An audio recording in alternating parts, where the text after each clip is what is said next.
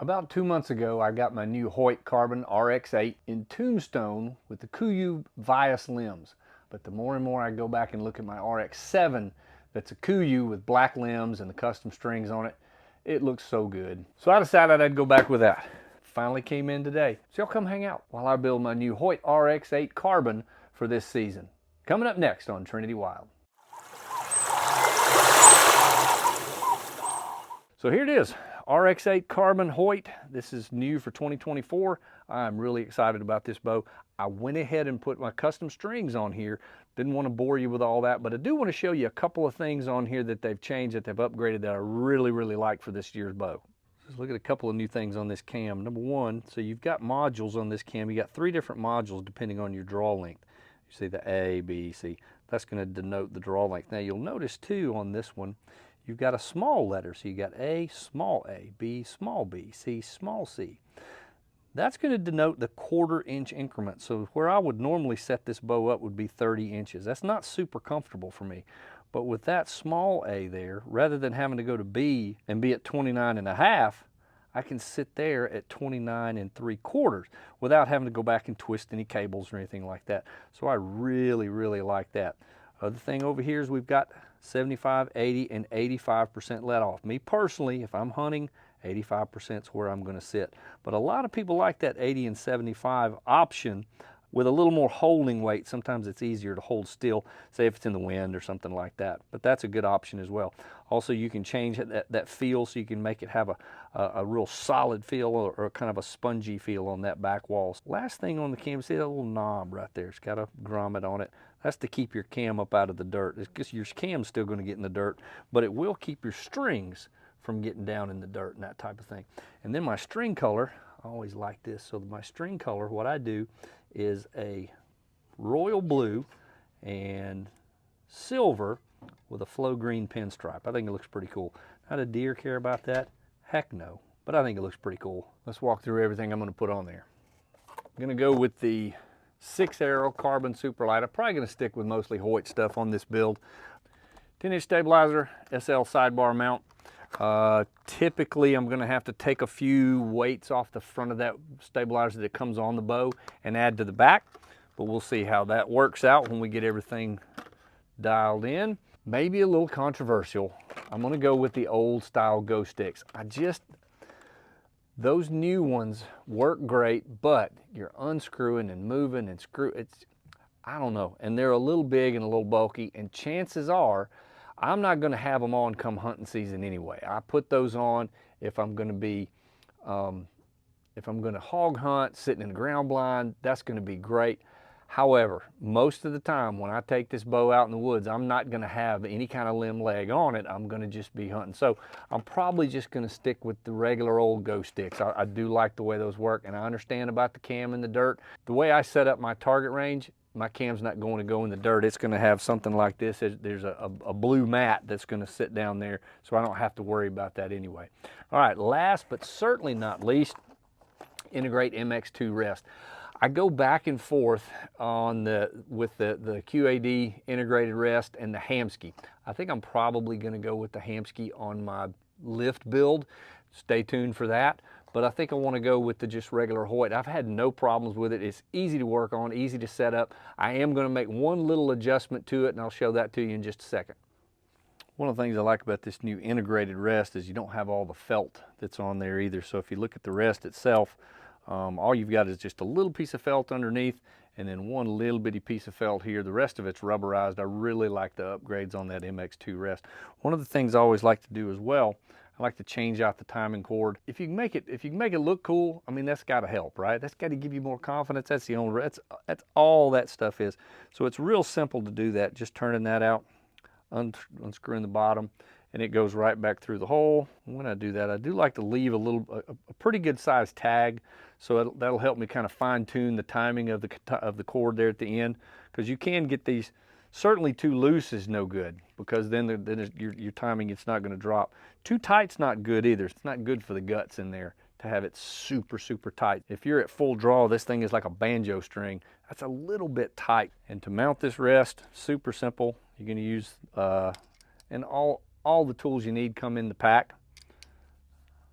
You're going to take that front plate off.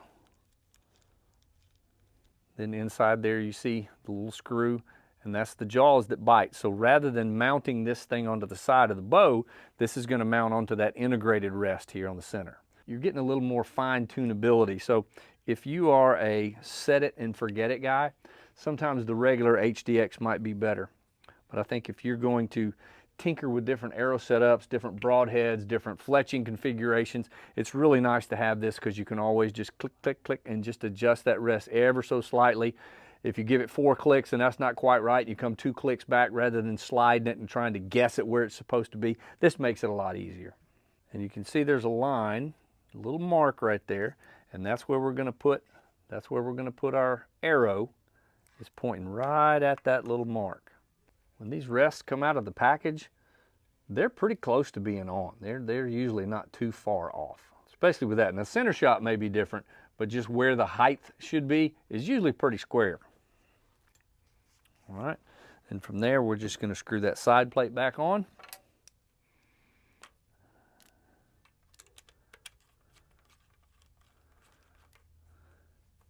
And we're ready to go. Let's go ahead and mount the quiver. So you get your quiver bracket, screw just like that, mounts on the side, tighten it up. Now you may have noticed I did not mention what sight I was going to use.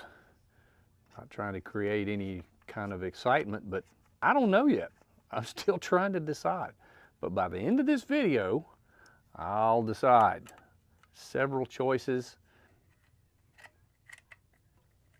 Just like that. Take that back off for now. Let's go ahead and mount the Go sticks. I want to make sure we get that in there straight.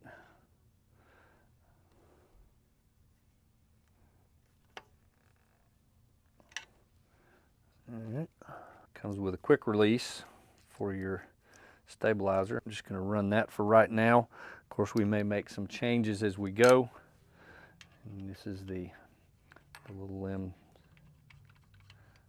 carbon stick screw right into the sides, just like that.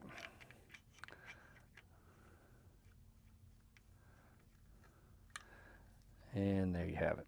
Another thing I like to add is the Excel dampener. I'm just going to go ahead and screw that in the front just as a kind of a placeholder.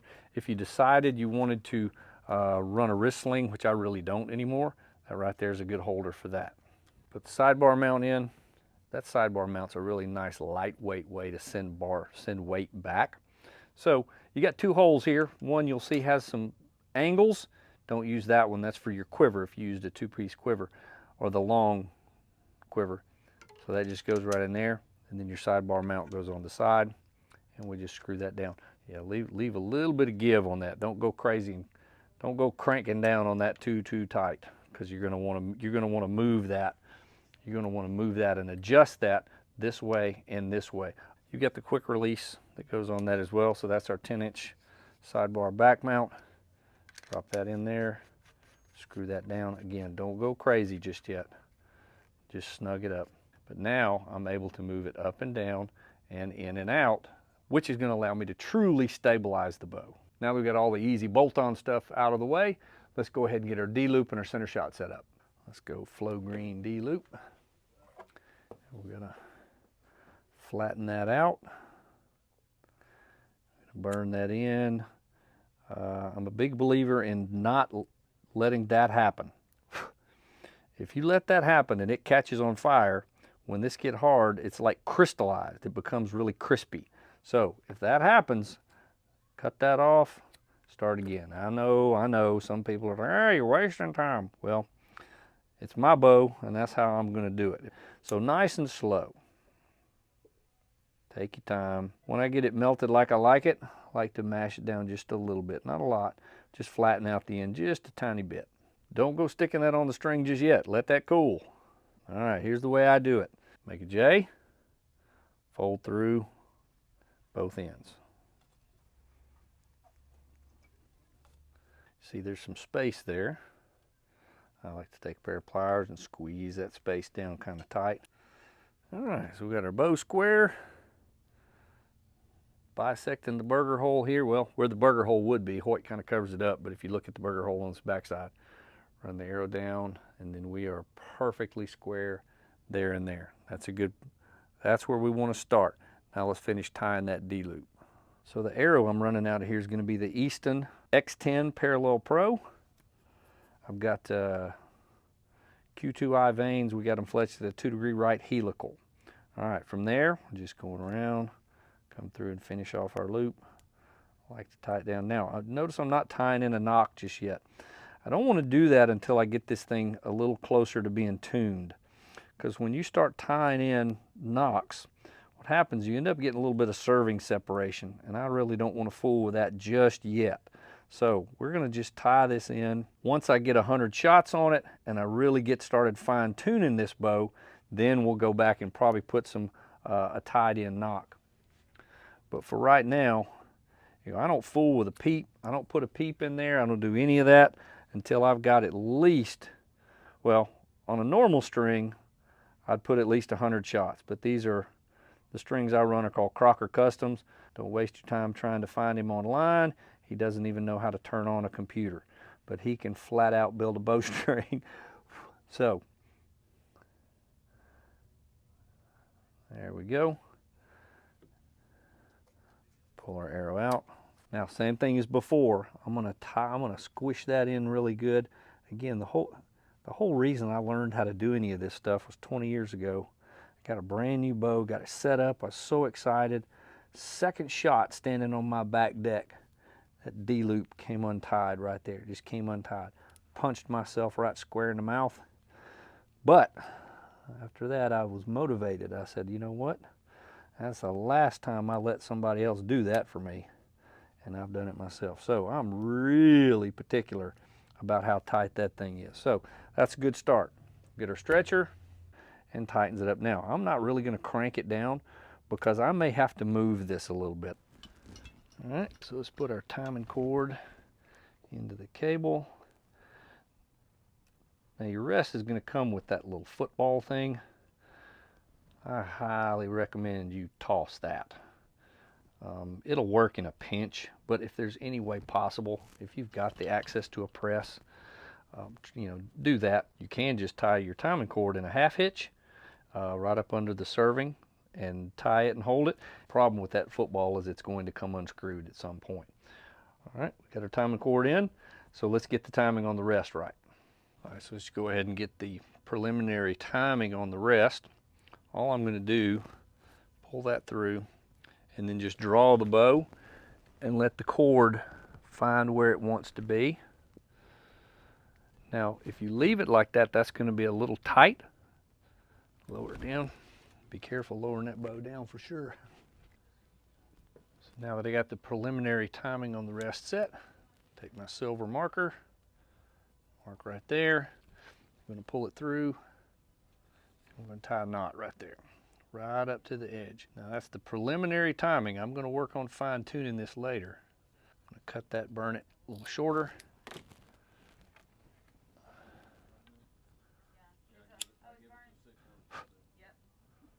There we go. Pull that back through. And again, remember, I've got that little tag left so I can do some fine tuning later. All right, so we're going to go put 50 arrows through it and then go from there.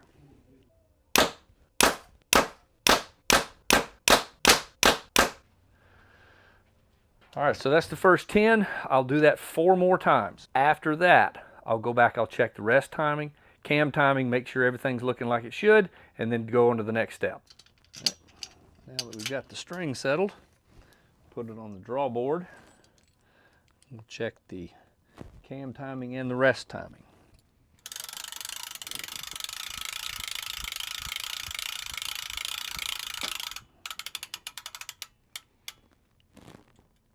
You can see that top draw stop barely touching the string. As we come to the bottom draw stop barely touching the string. That's where we want, again, as far as the rest goes, that's about where I like it. I may take out just a little bit of that tension, but other than that, I think we're going to be good right there. So as far as the initial setup goes, I believe we're good. Notice I still don't have a peep. Not gonna put that in yet, but I do want to chronograph it. And the problem I have here, I don't have enough room to make that new Garmin C1 Pro chronograph work. So I'm gonna have to take this home, get out in the yard and shoot a little bit. So let's do that next.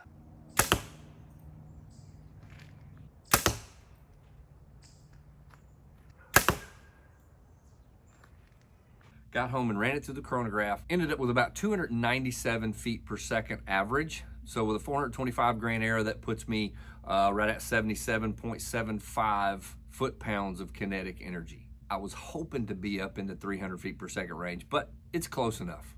So I did finally land on a sight. I know I want to go with a 2-pin slider. I experimented a little bit with those last year. I never did hunt with it, but I do like the operation of it. This bow is set up for in the woods in a saddle, so I'm not really worried about being seen or that movement of having to reach up and dial. Rarely am I going to take a shot longer than 40, 45 yards in the woods. If this was not my job, Excel sights would probably be the only sight I would know anything about, because it does everything I need. It's got single pin, it's got multi-pin. I've got target sights, I've got hunting sights, all those different things that I need. So I've been shooting Excel for a long, long time. So that's what we're gonna go with. Easy to mount. I'm gonna go ahead and go with the Picatinny and put that on, and you'll see it's really, really simple to put on. So that's my Hoyt RX8 Carbon build. If you have questions or comments, hey, add those at the bottom. So if you enjoyed the build today, go ahead and hit that subscribe button. That's gonna really help our channel out. I'll put some links in the description too for most everything on the build. And if you wanna check out that chronograph a little bit closer, I've got a link right here to the video I did on the C1 Pro. Thanks for hanging out with me today. You know what time it is now. It's time to get outside and get wild. We'll see you in the next video, and God bless.